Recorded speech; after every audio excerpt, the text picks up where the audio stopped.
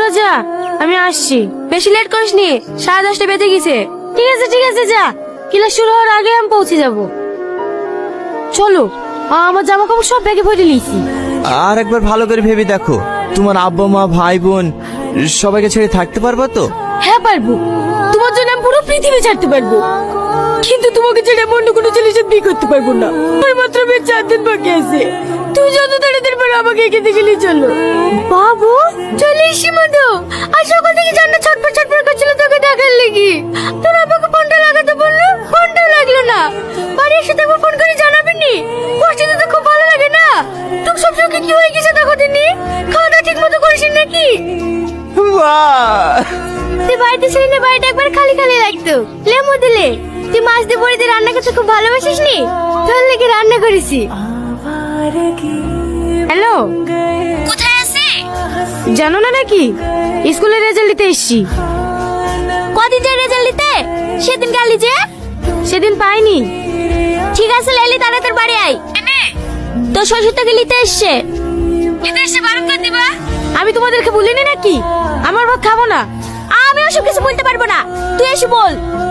বৌমা কি বলছো বোন? দেখি আমাকে দেন। হ্যালো সালমা, কখন আসবা মা?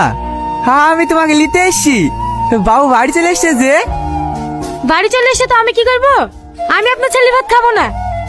কি গো, একা আসছো যে? সালমা আসো না। না, ও আর এ বাড়িতে কোনোদিনও আসবে না। কেনে? আমরা নাকি গরিব, আমার ছেলে নাকি ও সকালে আর কিছু পূরণ করতে পারে না, তাই ওরা ডিভোর্স চাইছে। সবসময় উল্টো পাল্টা কাজ। মাঝে মাঝে ইচ্ছা করে গলা টিপে ধরে মেরে দিই। লে ফোন লাগা। হ্যালো। হ্যাঁ বলো। আমি প্রেগনেন্ট। এসব তুমি কি বলছো? আর কি মারছে নাকি? আর কি মারবো কেনে? আমি সত্যি বলছি। কেনে তুমি খুশি হওনি নাকি? তোমার কি মাথা খারাপ হয়ে গেছে? এটা কি খুশি হওয়ার মতো খবর? এখনো বিয়ের সাথে কিছু হয়নি। এইসব কথা লোকে জানতে পারলে আমার মান সম্মান থাকবে? তাহলে তোমার আব্বা আমাকে বলি যত তাড়াতাড়ি পারো আমাকে বিয়ে করে নাও। না, এখন বিয়ে করা যাবে না।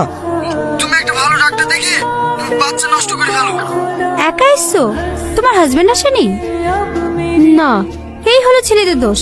বিয়ে হয়ে প্রথম 2-6 মাস খুব ভালোবাসবে, 1 বছর হয়ে গেলে সব ভালোবাসা হারিয়ে যায়।